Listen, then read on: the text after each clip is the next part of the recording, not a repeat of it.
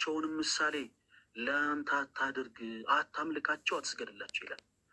ሰዎች እግዚአብሔር አምላክን ከማምለክ ወጥተው አንዳቸውን ነገርን ወደ ሌላ ሄዱ ወርሽፕ የሚያደርጉ ከሆነ ወደ ሌላ ሄዱ ኮርሱ ቆይ እስክጨርስ ወደ ሌላ ሄዱ እስክጨርስ ማዳመጥ አለበት። ይኸውልህ አሁን የማይረጋጉ ከሆነ ያልጠየቅኩትን እኮ ነው እርሶ እየመለሱ ያሉት። ስለምናው ሌላ ነው የጠየቅኩት እኮ መጨረሻ ላይ ነው መጠየቅ ያለበት ፓስተር። አሁን እርሶ እንደ መጀመሪያ ጠይቄዎት ተረጋግተው ያድምጡ። መጀመሪያ ጠይቄዎት ጊዜ እርሶ ማይኮተ ሚዩት ያደረጉና ቀደም እንደተስማማ ነው እኛ ከጨረስን በኋላ እዚህ ጉዳይ ላይ ይኸው ጥያቄ አለ። በመጀመሪያ ሁልጊዜም መነሻውን ነው ማውራት ያለብን። አንድን ሀሳብ መነሻውን እናወራና መጽሐፍ ቅዱሳዊ የሆነ መሰረት እንዳለው እንተማመንና ከዛ በኋላ ወደ ሌሎች ደግሞ ሀሳቦች ደግሞ ገብተን ደግሞ በደንብ እናወራለን። ለምሳሌ ይሄ ፎቶ ይሄ ለምን ተለያየ፣ ለምን አንዳልሆነ የኔን ጥያቄ ለምን አይመልሱትም? እሱ ዘለው ሄዱ እኮ ፓስተር እባክዎ እርሶ ብቻ ይረጋጉ። መቼ ነው የሚመጡት? እርሶ መቼ ነው የሚመጡት? አሁን የተወሰነ አሁን እኮ ይኸውልዎት የእርሶ አለመረጋጋት እንጂ እስካሁን እኮ በጣም ብዙ እንደው ትንንሽ የሆኑ የመጽሐፍ ቅዱስ ሀሳቦችን አንስተን አውርተን ጨርሰን ነበረ። ሲጀመር እኛ ብዙ ምንፈጀው ነገር የለም። ቤተ ክርስቲያን በስንዱ እመቤት ነች። ለእያንዳንዱ ጥያቄ ምላሽ የሚሆኑ ሀሳቦችን ለልጆቿ ታስተምራለች። ስለዚህ ያለውን ነው እኛም ሼር የምናደርገው። ስለዚህ የተወሰነ ሰዓት ያዳምጡ። ስለ ቅዱሳት ስዕላቶች ያለውን የቤተክርስቲያን አስተምሮ የተወሰነ ይመልሱ ፓስተር ችግር የለውም እንዴ። ይሄ እኮ ግዴታችን እኮ ነው። እኛ እኮ ክርስቲያኖች ነን እኮ። እኛ እኮ የሆነ የመጽሐፍ ቅዱስ ሀሳብ ሲነሳ እኮ ዝም ብለን የምንሮጥ ሰዎች ያለ ክርስቲያኖች ነን። እንመልሳለን፣ ግን እርሱ ይረጋጉ። እርሶ ካልተረጋጉ እኛ ልንመልስ አንችልም። ሐኪም ቤት የሄደ በሽተኛ ተረጋግቶ ሐኪሙ የሚሰጠው መድኃኒት የማይቀበል ከሆነ የሚቀበዘበዝ ከሆነ ሊድን አይችልም። ስለዚህ እርሶ በሽተኛ ቁጭ በሉና እንደዛ ሊሉኝ አይችሉም። አይደለም እኔ ምሳሌ ነው ምሳሌ ነው ምሳሌ ነው እኔ ያልኩት ምሳሌ ነው። ፐርሰናል አታክ ያደርጉታል። ጥያቄ እኮ ጠይቄዎት እርሶ በሽተኛ ነው እያሉኝ ነው።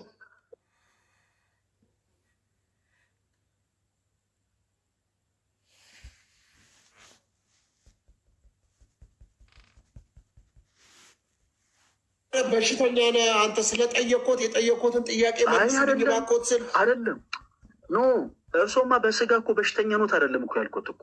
ግን ምሳሌ እንደው አንድ ሐኪም ጋር የሄደ ሰው የሚቀበዘበዝ ከሆነ ሐኪሙ የሚሰጠው መድኃኒት ቁጭ ብሎ የማይቀበል ከሆነ ሊድን አይችልም። መቅበዝበዝ መፍትሄ አይደለም። ስለዚህ እርሶ እንደ በሽተኛ ቆይ የተወሰነ ደቂቃ ጸጥ ብሎ ይረጋጉ። ታኙ ስሎት ይተኙ። እሺ ጀርቦትን ስሎት ጀርቦትን ይስጡኝ። መጽሐፍ ቅዱስን አንስቼ ሰነግሮት ያድምጡ። ከዛ በኋላ ጥያቄ ይጠይቁኛል እርሶ። እሺ እስክጨርስ 2 ደቂቃ ይስጡ። በቃ 2 ደቂቃ ብቻ ያዙ። ይሰጡታል። ግን እርሶ ጥያቄን ተረድተውታል፣ አግኝተውታል። እስክጨርስ ቆይ አሁን እኮ በቃ እንደ በሽተኛ ሆኗልን እኮ ፓስተር።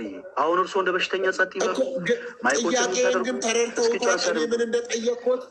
ቆይ በኋላ ላይ አሁን እኮ በኋላ ላይ እኮ ያነሱታል እኮ ሪፍሌክት ያደርጋሉ ፓስተር። እኔ ትሄድቦታለሁ አለው እኮ። ግን ምንድን ነው የጠየቅኩት? እኔ ጥያቄ ገብቶታል? ምንድን ነው የጠየቅኩት? ገብቶኛል። አሁን የጀመርነውን ነገር እርሶስ ገብቶታል? የጀመርኩት ስለምንድን ነው? እሺ ገብቶታል? ጥያቄ እንድገሙልኝ እርሶ እኔ የጠየቅኩትን። በጣም ጥሩ። የቅድስት ድንግል ማርያም ስዕል ፎቶግራፍ ነው ወይንስ ስዕል ነው ብሎ ነው የጠየቁት። አንድ ይህን ጥያቄ ነው በመጀመሪያ የመመልሰው። ሌላ ጥያቄ አልተቀበልኩኝም። አሁን በመጀመሪያ ይህን ጥያቄ እየመለስኩኝ ነው። እርሶም ደግሞ ይህ ጥያቄ እንደጠየቁ አንድ ብሎ አምነዋል። ስለዚህ ጥያቄውን ሊጨርስ፣ ከዛ በኋላ ሌላውን ጥያቄ ይቀጥላል። ሁለት ግራ አይወጣ። ጥያቄን ረስተውት ሄደዋል መሰለኝ። ትንሽ ረስተውት ይኸው አንድ ብለዋል እኮ እርሶ ፓስተር። ጥያቄውን እየመለስኩ ነው። ስለዚህ አዳምጡ እሺ ፓስተር።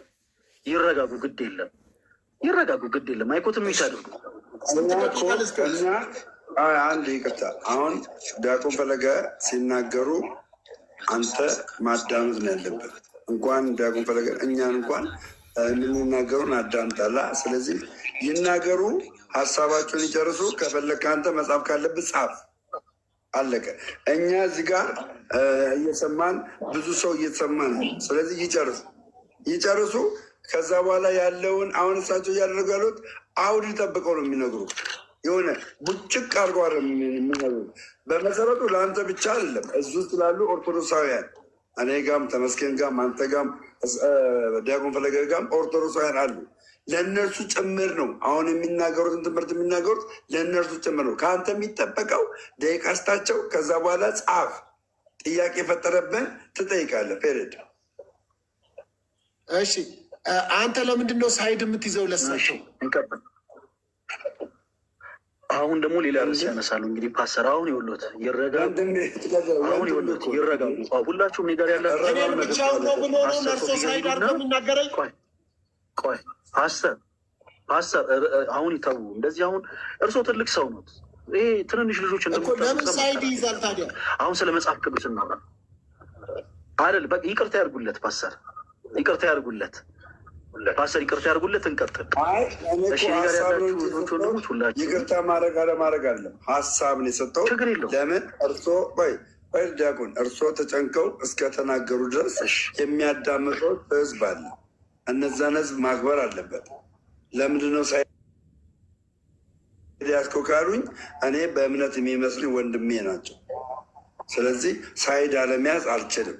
ከአንተ ጋር አለም ቅዱስ ቁርባኑ የምካፈለው ከእሳቸው ጋር ነው። ፔሬድ። አሁን ረዥም እድሜ እና ጤና ይስጥልን ወንድሞች። ለዲያቆን እድሉን ትሰጠዋለህ አትሰጠውም? ሶፊ ይሰጡኛል። እኔ ላይ ለምን የተነሳችሁት እናንተ? ተነስተን እስካሁን ድረስ በመጽሐፍ ማስረጃ መልስ ለመስጠት እየሞከርን ነው። እኔ ቁጭ ብያለሁ። ተረጋጋ በቃ ፓስተር።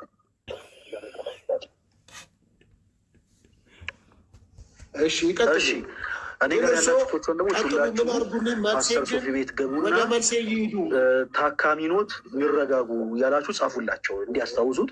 ታካሚ ኖት ይረጋጉ፣ እርስዎ ታካሚ ኖት ይረጋጉ እያሉ ጻፉላቸው። እኛ እስከዛ መጽሐፉ ሲያሰቦችን እያነሳን እናውራ። ፓስተር እስከዛ ማይቸው ይተረጋሉ። በመጽሐፉ ሲማስረጃ ያለውን ነገር እናውራ። መጽሐፍ ቅዱስን አምጥተው የተነሱበትን ልንገሩት። የመጽሐፍ ቅዱስ ላይ የተለያየ አይነት መስቀል ምስል አለ።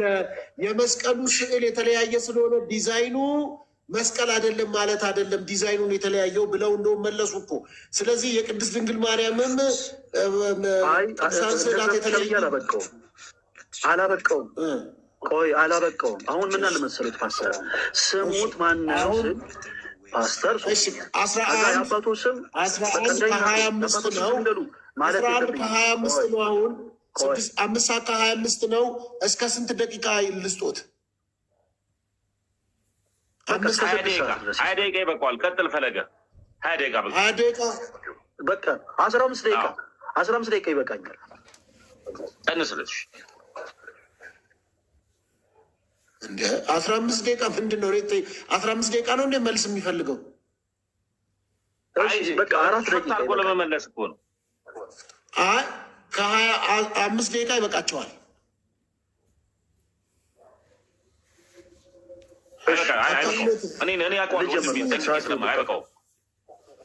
ከአሁን በኋላ እዚህ እኔ ጋር መታችሁ ታካሚ ኖት የምትሉ ሰዎች ብሎክ ነው የምትደረጉት። ታካሚ ኖት ይላሉ እነዚህ መተው እሱ ላኳቸው ሰዎች ናቸው እዚህ መተው ታካሚ ኖት ብለው የሚጽፉት። አይደለም እኔ አዝዣቸው እኮ ነው ፓስተር ሪማይንድ እና እንዳለ ታካሚ ኖት ይረጋጉ ይላሉ። እንደ ማን ነው የሚያክመኝ? ማን የት ነው የታመምኩት? የክርስቶስ ቃል ያክሞታል።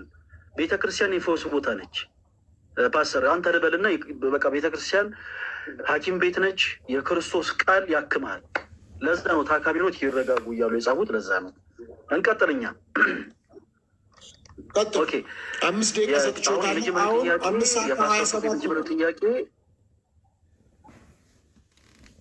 እሺ፣ ከ35 ላይ አቆማለሁ። የመጀመሪያው ፓስተር ጥያቄ ምንድን ነው? የማርያም ስዕል ፎቶ ነው ወይንስ ስዕል ነው? አንድ ብለዋል። እሱን ጥያቄ እቺን አንድ የምትለውን ጥያቄ እንመልሳለን። ስንጀምር ቅዱሳት ስዕላት በመጀመሪያ መጽሐፍ ቅዱሳዊ ናቸው ወይንስ አይደሉም የሚለውን ነው በመጀመሪያ የምንመልሰው። ቅድም ሳነሳላችሁ ነበረ። እዚህ ውስጥ ያላችሁ ክርስቲያኖቶች ወንድሞች በደንብ አዳምጡ። ቅዱሳት ስዕላት በተለምዶ ፕሮቴስታንት የሆኑት ወንድሞቻችን ብዙ ጊዜ ከጌታ ቃል ጋር የታረቁ ስላልሆኑ እንዲሁ በጭፍን በቃ መጽሐፍ ቅዱስ አይደሉም ለማለት የሚያነሷቸው ጥቅሶች ለጣዖታት የተቀመጡ ናቸው። ለምሳሌ ያክል ዘዳግምን አነሳን። ከዛ ደግሞ ኦሪት ዘጸአት ምዕራፍ 20 ከቁጥር 4 ላይ ያለው ክፍል በላይ በሰማይ ካለው በታች በምድርም ካለው ከምድርም በታች ከውሃ ውስጥ ካለው የማናቸውን ምሳሌ ለአንተ አታደርግ፣ አታመልካቸው፣ አትስገድላቸው ይላል። አሁን ይሄ ሀሳብ የተቀመጠው ስለ ጣዖታት እንጂ ስለ ቅዱሳት ስዕላት ብቻ አይደለም። ቅዱሳት ስዕላት መጽሐፍ ቅዱሴ ናቸው። ኦፍኮርስ መጽሐፍ ቅዱሴ ናቸው። እንዴት እኛ ዝም ብለን ክርስቲያን የሆኑ ሰዎች እንደ ፓርላማ ጨብጭበን አጽድቀነው ነው ወይ? አይደለም፣ አይደለም። የእግዚአብሔር ቃል ይናገራል።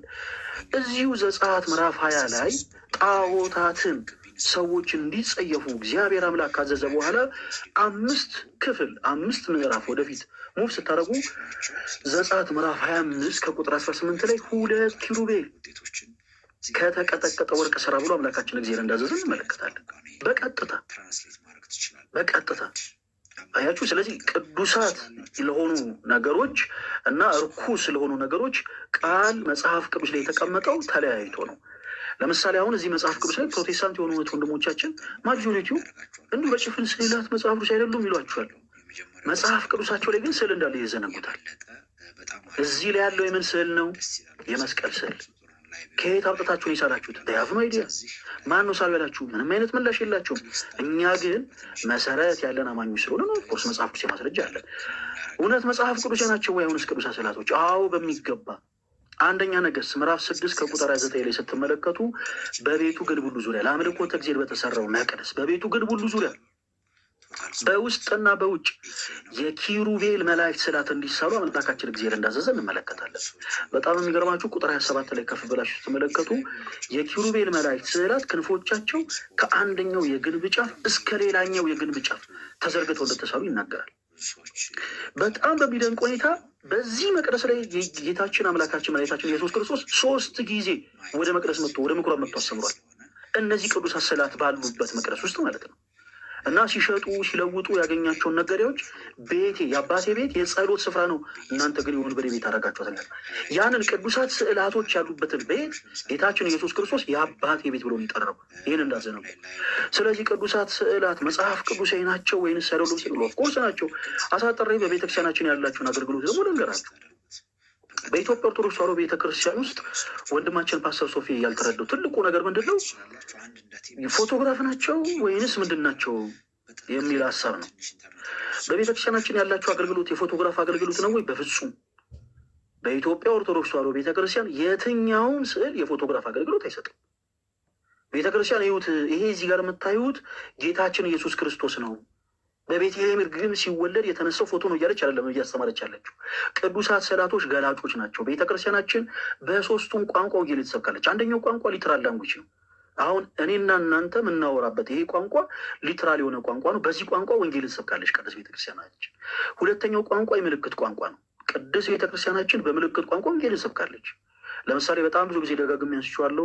አሁን ባሳለፍነው የመስከረም ወር አካባቢ ያከበርነው የመስቀል በዓል ላይ ወደ 9500 የሚጠጉ ሰንበት ተማሪ ወጣት እህት ወንድሞቻችን ነጭ ለብሰው ተገኝተዋል። ለምን? በምልክት ቤተክርስቲያናችን ሰባኪ ስለሆነች ጌታችን ኢየሱስ ከድቅድቁ ጨለማ ወደሚደንቅ ብርሃን እንዳሸጋገረን ስለምንሰብክ በምልክት ነጭ ለብስ ይወጣሉ። ለምን ሬንጀር ለብሰው አልወጡ? አንዳንድ ጊዜ በፕሮቴስታንቱ ቤት ካያችሁ የኢየሱስ ወታደር ብለው ሬንጀር አሰፍተው የሚለብሱ ሰዎች አሉ። ቃሉን እንዲሁ በጥሩ የዋጡ ማለት ነው። ሰው ለምን ሬንጀር አለበስም? ምክንያቱም ቤተክርስቲያናችን በምልክት ሰባኪ ስለሆነች። በምልክት ብቻ አይደለም፣ ስዕላዊ በሆነም ቋንቋ ትሰብካለች። ስራ የሆነ ቋንቋ በነገራችን ላይ የእኛ የክርስቲያኖች ወንድሞቻችን ልጆችም ይሁን የፕሮቴስታንቶችም ጭምር ትንንሽ ልጆቻችሁ መዋለ ሕጻናት ውስጥ ከሊትራልም ከምልክት ቋንቋን ባለፈ ስዕላዊ በሆነ ቋንቋ ነው መደበኛ የሆነ ትምህርታቸውን የሚማሩት። ስለዚህ ቅድስት ቤተክርስቲያናችን ለሁሉም ይሆን ዘንድ ወንጌል ስዕላዊ በሆነ ገላጭነት ታስቀምጣለች። ወንጌል ለመስበክ ማለት ነው። ለምሳሌ ጌታችን ኢየሱስ ክርስቶስ በቤተልሔም ግርግም እንደተወለደ ስዕላዊ በሆነ ገላጭነት በቤተ ክርስቲያን መቅደስ ውስጥ ተስሎ ታገኛላችሁ። ሰው ለምሳሌ መስማት የማይችል ሰው በቤተክርስቲያን ውስጥ ቢመጣ ስዕላዊ በሆነ ገላጭነት ለዛ ሰው ኃያል የሆነው አምላክ ከድንግል ማርያም ያለ ዘር ብእሲ ከግብረ መንፈስ ቅዱስ ተወልዶ በቤተልሔም ግርግም እንደተወለደ ቅድስት ቤተክርስቲያናችን ትሰቅለታለች። እንደውም በጣም የሚገርም ፓስተር ሶፊ ከስዕላቱ ስር ይቀመጣል ገላጭ እንደሆነ ጌታችን ኢየሱስ ክርስቶስ በቤተልሔም ግርግም እንደተወለደ ተብሎ። በቤተልሔም ግርግም የተወለደው ጌታችን ኢየሱስ ክርስቶስ በ4ቱም ወንጌላት ላይ እንደተጻፈው ደግሞ በ30 ዓመቱ ከገሊላ ወደ ዮርዳኖስ ወንዝ ሄዱ በዮሐንስ እጅ እንደተጠመቀ ስለ በሆነ ቋንቋ ስለ በሆነ ገላጭነት ትሰብካለች። ይሄ እዚህ ጋር የምታዩት የኢየሱስ ክርስቶስ መልክ ነው፣ ይኸው እንደዚህ ነበረ ልብሱ እያለች አይደለም ቤተክርስቲያን። በመጽሐፍ ቅዱስ ላይ የተቀመጠውን ሀሳብ ነው ገላጭ አድርጋ እያስተማረች ያለችው። በቤተክርስቲያናችን ውስጥ ቅዱሳት ስዕላት አገልግሎታቸው ምንድን ነው አልኳችሁ ቅድም? ገላጮች ናቸው። ቅድስት ቤተክርስቲያናችን ወንጌልን ትሰብክባቸዋለች። በ30 ዓመቱ የተጠመቀው ጌታችን ኢየሱስ ክርስቶስ ስለኛ ኃጢአት ስለኛ በደል ከሊጦስጥራ አደባባይ እስከ ቀራንዮ ድረስ 13 ሕማማትን እንደተቀበለ ቅድስት ቤተክርስቲያናችን ስዕላዊ በሆነ ገላጭነት ታስተምራለች። ስዕላዊ በሆነ ገላጭነት 13ቱ ሕማማት በቤተ ክርስቲያን ውስጥ ሁሉም ሰው ኦብዘርቭ ማድረግ ይችላል። በነገራችን ላይ ብዙዎቻችን ልብ ስለማንል እንጂ ከሊጦስጥራ አደባባይ እስከ ቀራንዮ ድረስ የተቀበላቸውን እነዚያን 13ቱን ሕማማት ቅድስት ቤተ ክርስቲያናችን ስዕላዊ በሆነ ገላጭነት ታስቀምጣለች፣ ታስተምራለች። መስማት የማይችልን ሰው ምሳሌ ያክል ነው የምላቸው። እሺ ስዕላት ለአካል ጉዳተኞች ብቻ ተብሎ የተቀመጡ ሀሳቦች አይደሉም። በነገራችን ላይ መጽሐፍ ቅዱስን ማንበብ የማይችሉ ብርቱ ያልሆኑ ሰዎች ይኖራሉ። ለእነሱም ጭምር ነው ወንጌል የሚሰበክባቸው። ቤተክርስቲያን ለእነሱም ጭምር ወንጌል ይሰብካለች። ስዕላዊ የሆነ ቋንቋን ተጠቅማ። ስዕላት ቋንቋዎች ናቸው። በነገራችን ላይ በዚህ መጽሐፍ ቅዱስ ላይ የምታያቸው ፊደላቶች፣ እነዚህ ፊደላቶች ስዕላቶች ናቸው። ክርስቲያኖች እነዚህ ፊደላት በአጠቃላይ የምታዩቸው ስዕላቶች ናቸው። ስዕላት ቋንቋዎች ናቸው። በቤተክርስቲያናችን ብዙ ሰው የማይረዳው ነገር ልክ እንደ ፎቶግራፍ አድርገን የምንጠቀምባቸው የምንገለግልባቸው ነው የሚመስላቸው። ሌላው እዚህ ጋር ማንሳት ያለብን ካለ ይሳት አንጻር ቶሎ ልበል፣ ማንሳት ያለብን ትልቁ ነገር ምንድን ነው? ብዙ ጊዜ ፕሮቴስታንት ወንድሞቻችን ከየት አይተታችሁ ነው የሳላችኋቸው የሚል ጥያቄ ያነሳሉ። እናንተ እኮ ክርስቲያኑ በጣም ደፋሮች ናችሁ። እንደው የማርያምን ሳሉ፣ የገብርኤልን ሳሉ፣ የሚካኤልን ሳሉ፣ እንዴት የሥላሴን ስዕል ትስላላችሁ? ትሪኒቲን የሚያክል ከባድ ሚስጥር እኮ በወረቀት ልታሰፍሩ የሞከራችሁ ደፋር ፍጥረታቶች ናችሁ ይሉናል። ከመጽሐፍ ቅዱስ ጋር ይወላችሁ በቃ በጣም የተቃረነ ሰው ዲስ ማች ነው እንዱ አይኑን ጨፍኖ የሚከራከራችሁ። በእኛ ቤተክርስቲያን አስተምሮ እኛ ክርስቲያኖች እግዚአብሔር ተገልጦልን እግዚአብሔርን አይተነው ሳልነው፣ ቅዱስ ሚካኤል ተገልጦልን ቅዱስ ሚካኤልን እያየነው ሳልነው፣ መልአኩ ቅዱስ ገብርኤል ብስራተ መልአክ ተገልጦልን ብስራተ መልአክ ቅዱስ ገብርኤልን እያየነው ሳልነው የሚል አስተምህሮ ቤተክርስቲያናችን የላትም። ቅዱሳት ስዕላቶች ምንድን ናቸው አለን ቅድም? ክርስቲያኖቶች ወንድሞች ገላጮች ናቸው። ወንጌል ቆይ እቺን ልጨርስ፣ ግድ የለም ሀሳብ ችግር የለም። እቺን ሀሳብ ልጨርሳል፣ ግድ የለም። አሁን ሰው እየተማረ ስለሆነ እቺን ሀሳብ እየጻፍኩ ነው እርሶ ከሚናገሩት እኮ። እሺ እኮ እቺን ሀሳብ ብቻ ልጨርስ ይፈቀድልኝ። እቺን ሀሳብ ብቻ ልጨርሳል። እቺን ሀሳብ ብቻ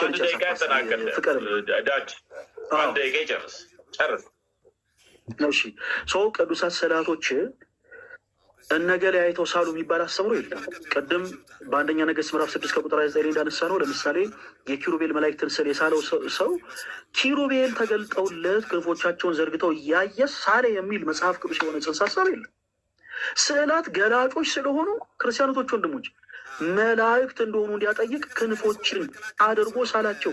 ኪሩቤል የምንላቸው በአራት ገጽ ያሉ መላእክቶች ናቸው። ስለዚህ ገላጭ በሆነ መልኩ አስቀመጣቸው ይላል እንጂ መጽሐፍ ቅዱስ እያያቸው ተገልጦለት ሳለ የሚል ሀሳብ የለም። ባጭሩ ቅዱሳት ስዕላቶች ፎቶግራፍ ናቸው ወይ? አይደሉም። በቤተክርስቲያናችን ያላቸው አገልግሎት የፎቶግራፍ አገልግሎት ነው ወይ? አይደለም። እዚህ ጋር የምትመለከቱን ሰዎች በአጠቃላይ ገጻችን እዚህ ጋር ያለው ፎቶችን፣ ቅዱሳት ስዕላት ግን ፎቶግራፍ ናቸው የሚል የቤተክርስቲያን አስተምሮ የለም። አገልግሎታቸውም ይህን የፎቶግራፍ አይደለም፣ ገላጮች ናቸው። ወንጌልን ቅዱስ ቤተክርስቲያን የምሰብክባቸው ማለት ነው። ስለዚህ ቅድም አይተናል። ስዕላት መጽሐፍ ቅዱሴ ናቸው፣ መጽሐፍ ቅዱሴ መሰረት አላቸው። በቤተክርስቲያናችን ያላቸው አገልግሎት ምንድን ነው ብለናል? ቅድስት ቤተክርስቲያናችን በሶስቱም ቋንቋ ወንጌልን የምትሰብክ የክርስቶስ ቤት ስለሆነች ስዕላዊ በሆነ ቋንቋ ገላጭነት ወንጌልን ትሰብካለች። በመጽሐፍ ቅዱስ የተቀመጡትን ሀሳቦች በአጠቃላይ ገላጭ በሆነ መልኩ ታስቀምጣለች። ለምሳሌ ሐዋርያት ሥራ ላይ ጳውሎስ ኢየሱስ ስለሚለው ስም በሰይፍ እንደተቀላ መጽሐፍ ቅዱስ ይናገራል። ያንን ገላጭ በሆነ መልኩ ቅድስት ቤተክርስቲያን ወንጌልን ለልጆቿ ትሰብካለች። ከስዕሉ ስር እንደውም ይቀመጣል ገላጭ ስለሆነ ቅዱስ ጳውሎስ ስለ ክርስቶስም በሰይፍ እንደ ተቀላ ተብሎ፣ ጴጥሮስ ስለ ክርስቶስ ተዘግዝቆ እንደ ተሰቀለ። አያችሁ፣ በቤተክርስቲያናችን ያላቸው አገልግሎት ይሄ ነው። በዚህ ሀሳብ ላይ ጥያቄዎች ካሉ ወንድማችን ፓስተር ሶፊ አሁን ባነሷቸው ሀሳቦች ላይ እስፔሻሊ እኛ በቤተክርስቲያናችን ከምንገለግልባቸው አገልግሎቶች ጋር ጥያቄ ካለ አሁን መቀጠል ትችላለህ። ስላደመጥከን አመሰግናለሁ። አንደኛ ስለሰጡኝ መልስ በጣም አመሰግናለሁ። አንደኛ ጥያቄ ፎቶዎች አይደሉም ስዕሎች ናቸው፣ በሰው እጅ የተሳሉ ናቸው ብለዋል አይደለም? እያረጋገጡልኝ። አዎ መጽሐፍ ቅዱስ በሰው እጅ እንደተጻፈ ቅዱሳት ስዕላቶችን በሰው እጅ የተሳሉ ናቸው። መጽሐፍ ቅዱስ መሰረት ያላቸው። ጥሩ። ስዕል ከሆኑ ለተሳሉት ለምን ይሰገዳል የሚለውን አንደኛ ጥያቄ እናነሳለን። ስዕል ስለሆኑ ለምንድን ነው ለስዕላት የሚሰገደው የሚለውን እናነሳለን። ሁለተኛ ለምሳሌ ሰው ናቸው ይታወቃሉ፣ ኢትዮጵያዊ ወይም ግብፃዊ ከየትኛውም ሀገር የሆኑ ለምሳሌ እነ አቡነ ተክለ ሃይማኖት ስዕል ናቸው ፎቶ ናቸው? እነሱስ የእነሱንም ምክንያቱም በአካል የሚታወቁ ስለሆኑ ስዕል ናቸው ፎቶ ነው የሚለውንም ያነሳሉ። ከዛ በተረፈ ሶስተኛ ላይ ምን አሉ? ስዕላት አብዛኛውን የሚጠቅሙት መስማት ለማይችሉ ሰዎች ነው። መስማት ለማይችሉ ሰዎች ገለጻ በሆነ መልኩ በቤተ ክርስቲያን ከዛ ወንጌል ይሰበክላቸዋል በስዕል ምክንያት ብለዋል። ጥሩ ነው። ይህንን ካነሱ እንደዛ ላልኩኝ ፓስተር ይሰበካል፣ በዛ በስዕላት ይሰበካል አላሉም እንዴ? ቆይ ያልኩትን ልድገምልህ ወይ? በመጀመሪያ እንዲህ ብለሃል ብሎ ማለት ሳይሆን ያልኩትን ልድገምልህ። ስለጻፍኩ ነው ወይ ደግሞ ስጽፍ ልክ አይደለሁም ማለት ነው? አዎ ያው አንዳንድ ሰው የሆነ ስለጻፈ ብቻ ትክክል ነው ማለት አይደለም። ምናልባት በሀሳብ የምፈልገውን እየሰማው ነው ማለት ነው ወይ ሊሆን ይችላል። ስለዚህ ልድገምልህ። ቆይ ልድገምልህ። ቅዱሳት ስዕላቶች በመስማት የተሳናቸው የተያዘው ነው የሚያውቁ። ቆይ እኔ ላነሳው ነው። አሁን እኮ ያለው ነው የምንደግመው። ፓስተር ግን አንተ አዳምጥ። ቅዱሳት ስዕላቶች በቤተክርስቲያናችን ያላቸው አገልግሎት በአብዛኛው አካል ጉዳተኛ ለሆኑ ሰዎች ነው ብለናል ወይ? በፍጹም አላለም። ግን ኢቭን ዲስማች እንኳን ያገለግላሉ። ለምሳሌ ነው የምላችሁ ወንጌልን ለዓለም ሁሉ ሰብካለን የሚል አነጻጽሬ ልንገራችሁ። አንድ የፕሮቴስታንት አዳራሽ ውስጥ መስማት የማይችለን ሰው እንኳን ብትወስዱት ምሳሌ ኦብዘርቭ በማድረግ ብቻ በማየት ብቻ ሊረዳ የሚችለው የክርስቶስ ቃል ምንድን ነው ስትሉ ምንም ሊረዳ የሚችለው የክርስቶስ ቃል የለም። ምንም እዚህ ጋር መሽኮርመም አያስፈልግም። ለምሳሌ ይህ ሰው መስማት አይችልም። ሰው እዛ አዳራሽ ይዛችሁ ስትገቡ ሰዎች ሲዘሉ ሊመለከት ይችላል። መሬት ላይ ሲንከባለሉ ሊመለከት ይችላል። ስሪፒስ የለበሰ ሰው እጆቹን እየጫነ ሰዎችን ሲጥል ሊመለከት ይችላል። መልሱ ትተው ወደ ፕሮቴስታንት ቆይ አይደለም። እኔ ያለኝን ሀሳብ እንዴትም አድርጌ ልግለጸው ፓስተር። አሁን አንተ ጠያቂ ነህ፣ እኔ ደግሞ ፕሮቴስታንት ጋር ምን ያስኬደው? መሄድ እኮ አይጠበቅብንም። የምናውቀው ነገር እኮ ነው። እኔ ታችሁኝ ልማር እንቅልፌ መጣ። ትናንትና 9 ሰዓት ላይ ነው የተኛሁት በላይፍ ጉዳይ እና ግን አዳምጠው ዲያቆን የሚያስተምረው ትምህርትን አዳምጠው። ሶፊ ያን የምትሄደው ለምን የምትሄደው? ቁጭ በል እንጂ እኔ ቀላ ጌታ እንቅልፌ መጣ እኮ ጨፍና አይንህን ቀጥል። ሶፊ ዲያቆን ቀጥል። ምንም ችግር የለም። እንደዚያ ፎቶ አድርገና እንትንን ፎቶ አድርገው እንደዚህ ፎቶ በቃ አለ። ከዛ ማን ኑራት ኑር አይታወቅም። በቃ ከዛ እናሳ እኔ የምፎገረው ስል ብቻ ነው። እሺ ወደ ሀሳቡ እንመለስ። ክርስቲያኖቶች ወንድሞች በደንብ አዳምጡም። እሺ የቅዱሳት ስዕላቶች አገልግሎት ምንድን ነው ብለናል? ለእነንትና ለነገል አይደለም ያለው። ቅዱሳት ስዕላቶች በቤተክርስቲያናችን ያላቸው አገልግሎት ወንጌልን ለመስበክ የቤተክርስቲያን ልሳኖች ናቸው። ቅዱሳት ስዕላቶች ቋንቋዎች ናቸው። ቋንቋ በሶስት ይከፈላል። ይህንን አሁን ፓስተር ስንናገር አልሰማንም። ይኸውላችሁ ትልቁ ችግር እዚህ ጋር ነው። ቋንቋ በስንት ይከፈላል አለ? በሶስት። አንደኛው ሊተራል የሆነ ላንጉዌጅ ቃል በቃል የምንነጋገረው ቃል፣ ሁለተኛው የምልክት ቋንቋ፣ ሶስተኛው ስዕላዊ ቋንቋ። ቅድስት ቤተክርስቲያናችን በሶስቱም ቋንቋዎች የክርስቶስ ኢየሱስን ወንጌል ትሰብካለች። በቃ ወንጌል የሚሰበከው ለማን ነው? ለዓለም ሁሉ። እሺ አሁን ፓስተር የሆነ ፒክ አድርገህ የሆነ የሰማውን ፓርት ብቻ ኦኬ ለነገሌ ነው ማለት የለብን። ወንጌል የሚሰበከው ለማን ነው ብለናል? ለዓለም ሁሉ።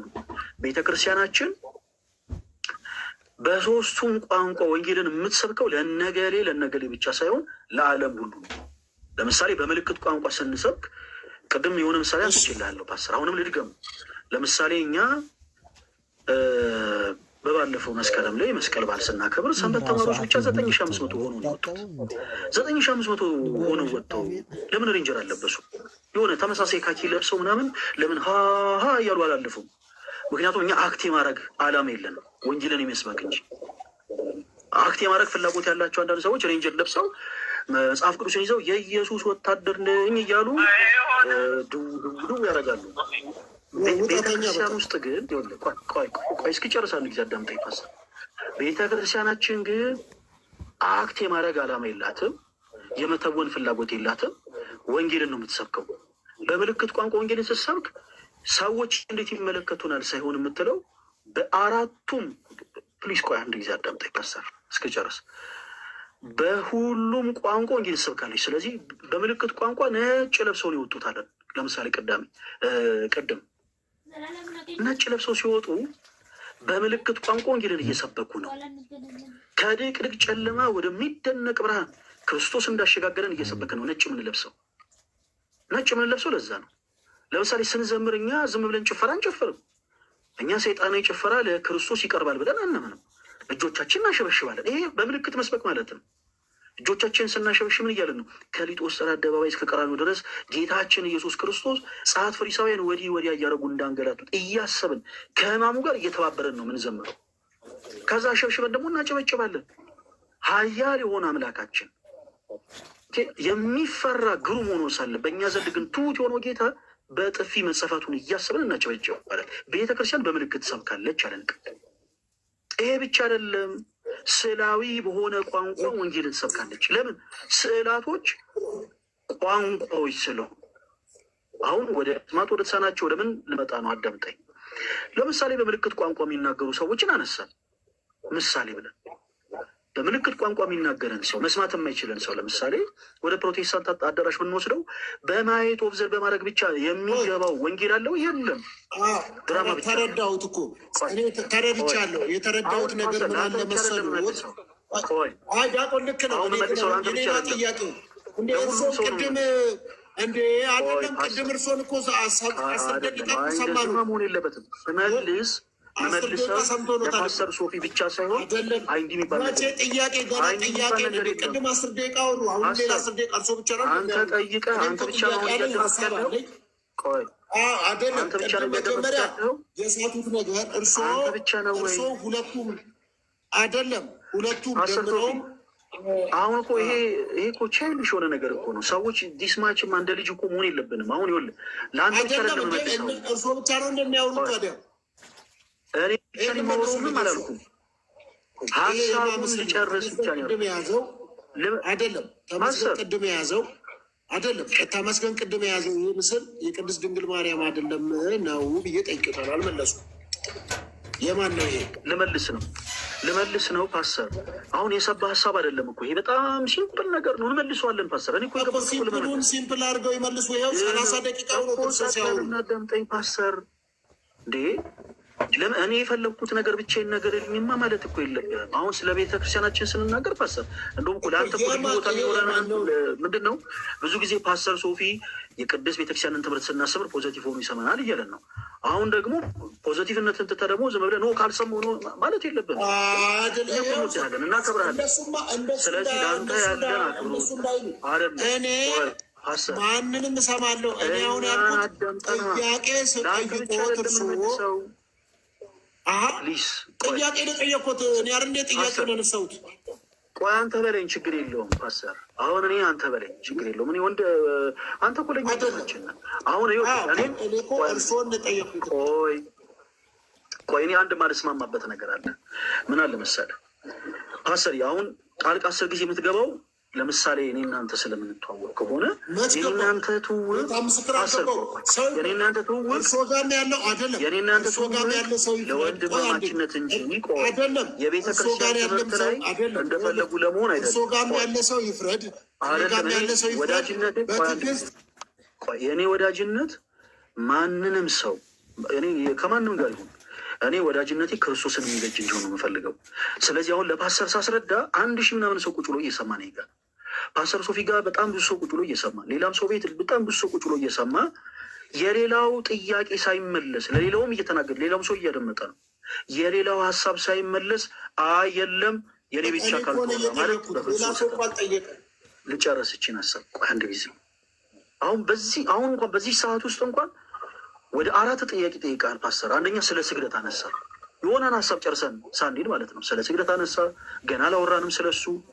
ከዛ በኋላ ደግሞ ስለ ፎቶግራፍ ከእንደገና አነሳ። ከዛ በኋላ ደግሞ ይሄ አሁን የምናወራውን ሀሳብ ለመስማት ከተሰናቸው ጋር ተያይዞ በጣም ሆነ የተሳሳተ ጥያቄን እንደገና ፓስተር ትሰማኛለህ ወይስ? ፓስተር አይደለም እንወዳለው፣ በጣም ነው ማከብር ፓስተር ለሁሉም ሰው እንዲበጅ እኔን ታደምጠኛለህ። እንደቅድሙ ጥያቄ አሁን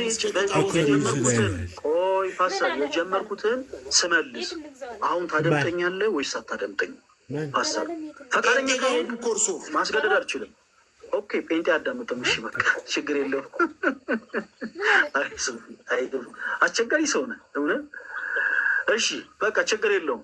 ስለዚህ ይሄንን ሀሳብ ይሄንን ትምህርት የግድ አንተ በሌለህበት ለሌሎች ሰዎች ማሰማት ይኖርብናል ማለት ነው፣ መስማት ለሚችል ካልሆነ ግን ጠይቀህ ሲመለስ ደግሞ ቆይ እዚህ ጋር የሆነ ነገር አለ ምናምን የምትል ከሆነ ፓስተር በጣም አስቸጋሪ ነው የሚሆነው። ስለዚህ ጠይቀህ ነው እየመለስኩ ያለው። ኧረ በእናትህ ሶፊያ አበጥብጠው፣ በእናትህ እንዴ በጌታ በኢየሱስ ስም ኧረ አበጥብጠው። በጣም ብዙ ሰው ከታች እየመራችሁ እኮ ነው። ቆይ እንደዚህ እናድርግ ፓስተር፣ በቅዱሳት ሰላት ጋር ተያይዞ በቃ ጥያቄዎች ካሉ ይኸው አሁን ቤቴ ክፍት ነው። በጣም ነው የምንወድ ታውቃለህ፣ በጣም ነው የምናከብረ። የእኛ ቤት ያንተ ቤት ነው፣ ያንተን ቤት የኛ ቤት ነው። እኛ ጋርና ሌሎች እህቶች ወንድሞች ጆን ያደርጋሉ፣ አብረን ትማራለህ። በዚህ መንፈስ ግን አሁን ታች ያሉ ሰዎች ጭቅጭቅ እንዲሰሙን አልፈልግም በግል። ስለዚህ የክርስቶስ ቃል ጥያቄን ያነሳሁት አንደኛ አልተመለሰልኝ። የአቡነ ተክለ ሃይማኖት ስዕል ነው ፎቶ ነው። ከቅዱሳት ስዕላቶች ጥያቄ ካለ የኔ ቤት ክፍት ነው፣ ና እወዳለሁ። እሺ እንዴ ለምን ይሄዳሉ? ኦኬ አንድ ምንድነው መሰላችሁ፣ ያው ትውውቅ ከቤተ ክርስቲያን ትምህርት አይበልጥም። ከስዕላት ጋር ተይዞ ጥያቄ ያላችሁ እንዳለ ገስ ላኩ፣ እሺ እቀበላለሁ።